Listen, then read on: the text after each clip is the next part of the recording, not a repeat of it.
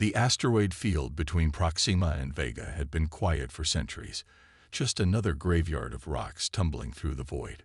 Jex adjusted her scanner array, her 4 arms working the controls with practiced ease.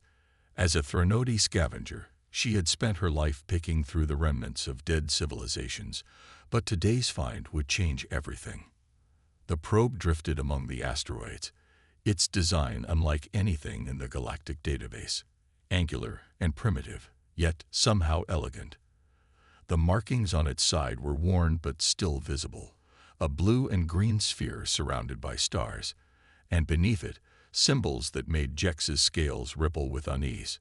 She had seen those symbols before, in restricted files that spoke of a species the galaxy had tried to forget. "Computer, analyze origin," she commanded, though she already suspected the answer. Origin, Sol system, species designation, human, warning, restricted technology, Galactic Council notification required. Jex stared at the readout. Humans, the species that had been contained 300 years ago, their entire solar system wrapped in an impenetrable quantum barrier. The official record said they were too dangerous, too unpredictable. But here was proof they hadn't been idle. The emergency session of the Galactic Council convened within hours. The vast chamber on Nexus Prime, filled with representatives from 100 worlds. The Zephyrians floated in their atmospheric bubbles, the crystalline lumens pulsed with agitation, and the ancient keepers sat motionless, their thoughts unknowable. High Counselor Varric, his ceremonial robes shimmering with bioluminescent patterns, addressed the assembly. "The artifact confirms our worst fears. The humans have developed technology beyond what we predicted. The containment may no longer be sufficient." Murmurs rippled through the chamber. 3 centuries ago, humanity had emerged from their small blue world with dreams of joining the galactic community. But their rapid technological advancement, their stubborn independence, and their refusal to accept the Council's authority had led to conflict. The containment war had been brutal but brief. Earth's defenses had fallen, and the quantum barrier had been erected, not to protect the galaxy from human weapons, but from human ideas. But humans had not accepted their fate quietly. Deep within the Kuiper Belt, hidden among the icy bodies at the edge of the Sol system, lay Nova Haven. The colony ship had launched in secret just days before the barrier's completion, carrying 10,000 of Earth's brightest minds. For 300 years, they had built, learned, and evolved. Dr. Elena Vasquez stood before the colony's governing council, her dark eyes blazing with determination. At 75, she was one of the few still alive who remembered Earth's blue skies. "The probe made it through," she announced. "Our quantum tunneling technology works. We can breach the barrier." Governor Chen, his face lined with the weight of leadership, leaned forward. "Even if we can leave, Elena, where would we go? The galaxy sees us as monsters." "Not all of them," Elena replied. She gestured to the holographic display, showing encrypted communications they had intercepted. "There are voices of dissent, species who question the Council's version of history, who wonder if containing an entire civilization was just." The first ally came unexpectedly. Core of the Altarian Collective had spent decades studying pre-containment human culture. As a historian, he had grown troubled by inconsistencies in the official records. When his research vessel detected an anomalous signal from the Sol system, he chose to investigate alone. The meeting took place on Europa, beneath the ice. Elena and a small team used portable tunneling devices to create a temporary breach in the barrier. Core's bioluminescent form pulsed with nervous energy as he faced the humans he had only known through historical documents. "Your music," he said, his translation device rendering his harmonics into English. "Your art, your stories. They speak of a species capable of great beauty.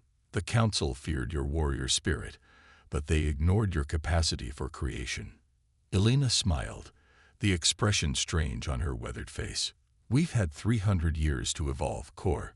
We're not the same species that fought the containment war. But we're not willing to remain prisoners either." "What do you propose?" Core asked. An alliance. There must be others who question the Council's absolute authority. Help us find them, and together we can show the galaxy that diversity of thought strengthens rather than threatens. The Quantum Laboratory on Nova Haven had become the colony's most important facility. Teams of scientists, their knowledge enhanced by generations of focused research, had made breakthroughs that would have taken Earth centuries to achieve. The quantum tunneling technology that had allowed the probe to escape was just the beginning. "We've moved beyond conventional physics," Dr. James Park explained to the growing group of allies. Several species had secretly joined their cause. The Threnodi, the gas-dwelling Whispers, and even some younger Zephyrians. Human neural plasticity, combined with quantum field manipulation, has unlocked abilities the Council couldn't imagine. He demonstrated by reaching toward a sealed container across the room. Without any visible technology, the container's lid unscrewed itself and floated gently to his hand. Direct matter manipulation through quantum entanglement. Every human on Nova Haven has developed some degree of this ability. The aliens watched in amazement. This was not the brutal, weapon-obsessed species described in Council propaganda. These humans had evolved, adapted, become something new. Captain Sophia Reyes commanded the colony's defense fleet, a handful of ships built from salvaged materials and powered by revolutionary quantum drives. As more allies joined their cause, she found herself training mixed crews in entirely new forms of space combat. Traditional space battles rely on energy weapons and shields, she explained to a group of Threnodi pilots. But when you can manipulate quantum fields directly, the rules change. Our ships don't just fly through space. They reshape it. She demonstrated with a training simulation. A human pilot sat motionless, eyes closed, as their fighter performed impossible maneuvers. The ship seemed to exist in multiple locations simultaneously, phasing in and out of normal space. The Council's technology is based on controlling and limiting, Sophia continued. Human technology has always been about adapting and overcoming.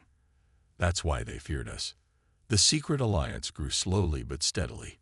Each new member brought critical intelligence about Council operations. The Whispers, with their ability to exist partially in subspace, had overheard countless classified communications. The young Zephyrians, idealistic and questioning, provided inside knowledge of Council security protocols. Most importantly, they learned the truth about the Nexus, the massive space station that served as the Council's seat of power.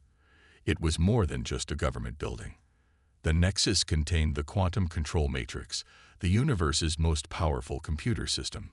It regulated trade routes, maintained the containment barriers around dangerous species, and most critically, monitored and suppressed any technology that might threaten Council dominance. The Nexus is their weakness, Core explained during a strategy meeting. All their power flows from that single point, but it's also the most heavily defended location in the galaxy. Elena nodded thoughtfully. Then that's where we need to strike. Not with weapons, but with ideas. Show the galaxy that there's another way. The plan they developed was audacious beyond measure. It would require precise coordination between humans and their alien allies, utilizing technology that violated every Council prohibition. But more than that, it would require the galaxy to be ready for change. Messages began to spread through underground networks. Stories of humans who created rather than destroyed, who sought cooperation rather than domination. Videos of Nova Haven's gardens and schools, its concert halls and research centers. Evidence that the contained monsters had built a society based on freedom and mutual respect. The Council responded predictably, denouncing the messages as fabrications and tightening security. But doubt had been planted. On 100 worlds, citizens began to question what else the Council might have hidden from them. As the Alliance prepared for the next phase, Elena stood in Nova Haven's central plaza, watching human and alien children play together. The Threnodi younglings climbed the jungle gym with four-armed agility, while human kids phased through solid objects in an elaborate game of tag. Young Whispers floated overhead, their gaseous forms mixing with the station's atmosphere. "This is what they feared," she murmured to Kor, who stood beside her. "Not our weapons or our ambition, but our ability to bring others together, to inspire change." Kor's bioluminescence pulsed in agreement. "The galaxy is ready, Elena. 3 centuries of stagnation under the Council's control has created a hunger for something new. Humanity's return might be exactly what we need." The first phase was complete. Allies had been gathered, technology developed, and the seeds of revolution planted. But the hardest part lay ahead. Kor's bioluminescence pulsed in agreement. "The galaxy is ready, Elena. 3 centuries of stagnation under the Council's control has created a hunger for something new. Humanity's return might be exactly what we need." The first phase was complete. Allies had been gathered, technology developed, and the seeds of revolution planted. But the hardest part lay ahead, breaking not just the physical barriers that contained humanity, but the psychological ones that had kept the galaxy locked in rigid hierarchies for millennia. The quantum barrier around Sol flickered as more breaches were opened. Scout ships, phased partially out of normal space, began to probe the edges of Council territory. The time for hiding was almost over. Humanity was preparing to return to the stars, not as conquerors, but as catalysts for change.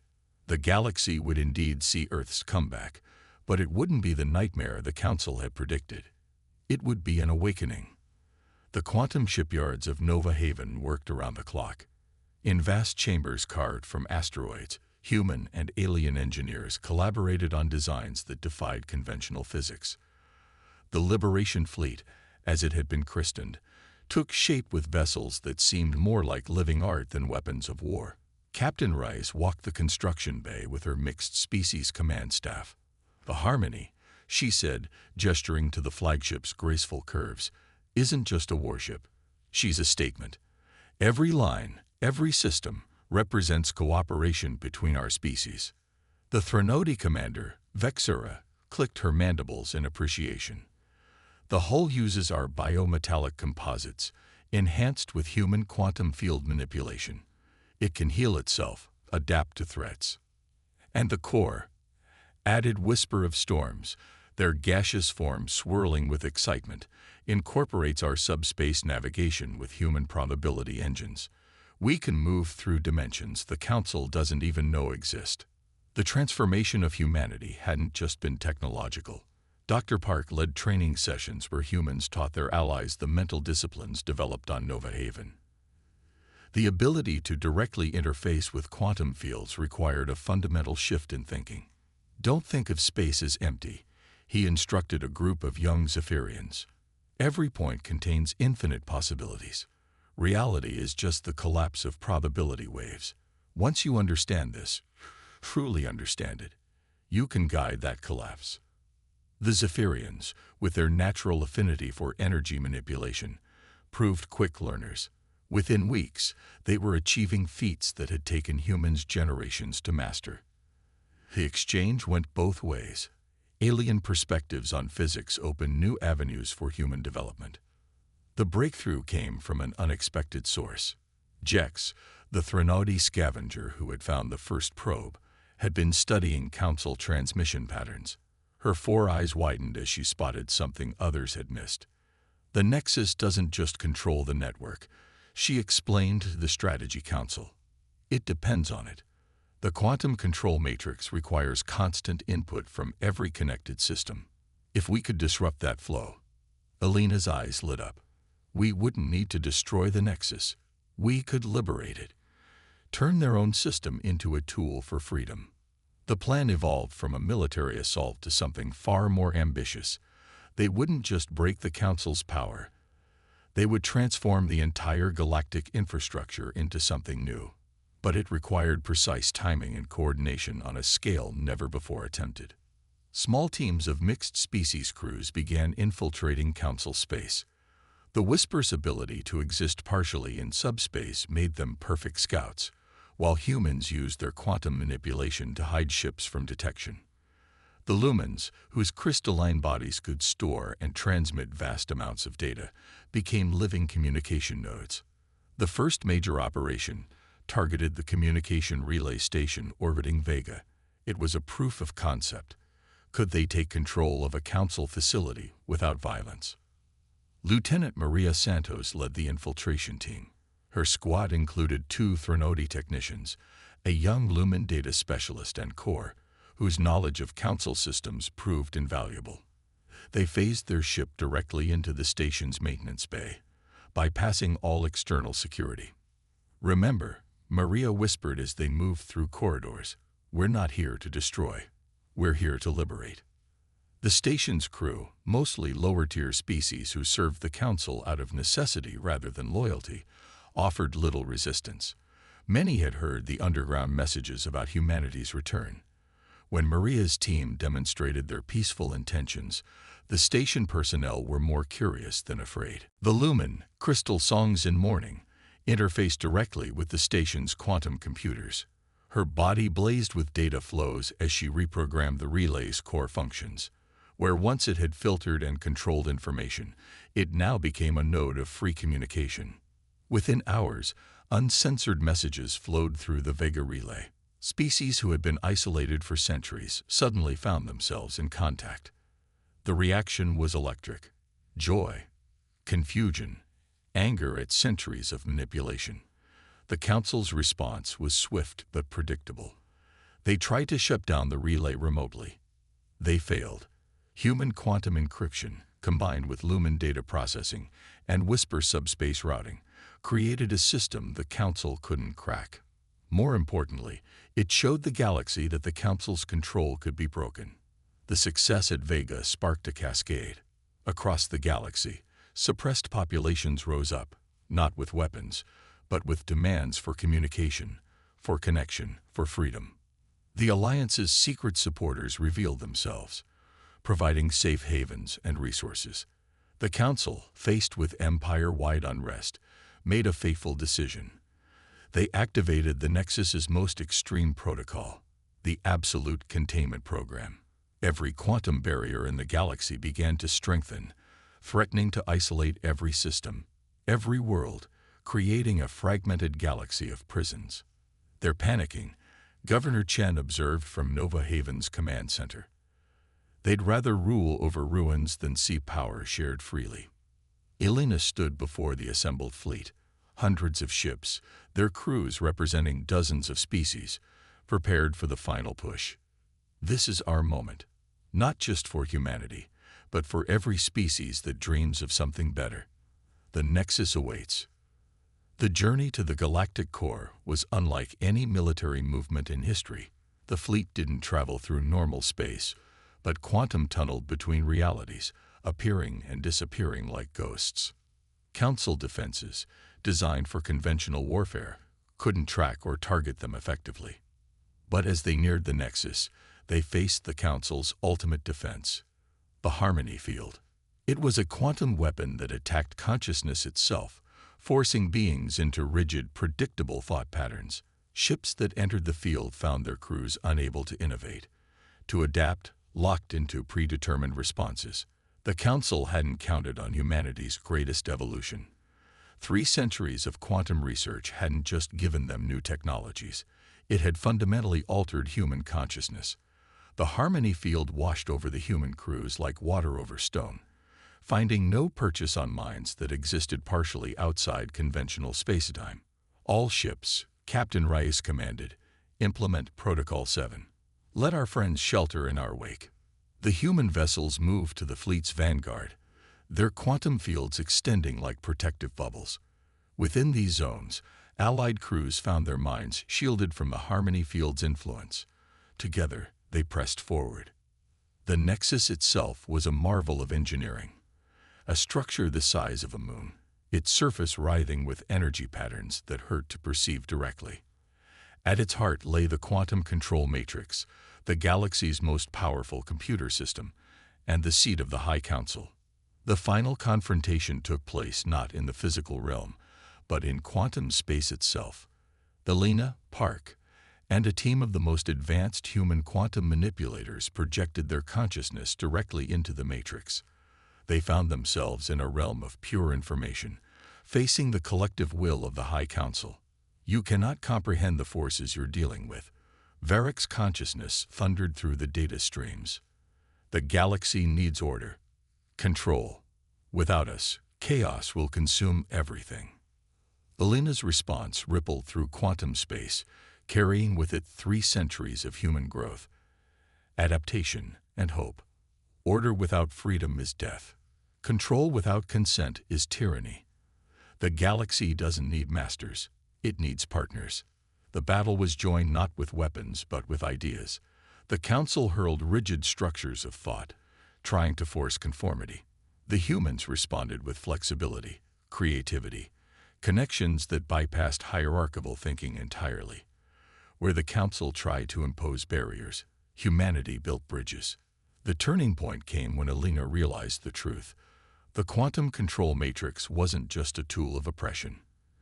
It was a prison for the Council themselves, locking them into patterns of thought as rigid as those they imposed on others. They had become slaves to their own system. "You're trapped," she broadcast through the matrix. "You've forgotten how to change to grow. Let us help you break free." Reyes smiled, watching the stars stretch into quantum lines as they jumped to unexplored space. They thought our comeback would be their nightmare. Instead, it became everyone's awakening. In the schools of Nova Haven, now just one of thousands of human settlements, children still played the same games that had delighted Elena years ago. But now they were joined by younglings from across the galaxy, all learning together, growing together, preparing for a future limited only by their combined imagination. The galaxy had feared Earth's revenge. Instead, it discovered Earth's gift, the revolutionary idea that diversity was strength, that freedom was essential, and that no species, no matter how powerful, had the right to limit another's potential. The cosmos was vast, full of wonders yet to be discovered, and now, finally, all its children were free to explore it together.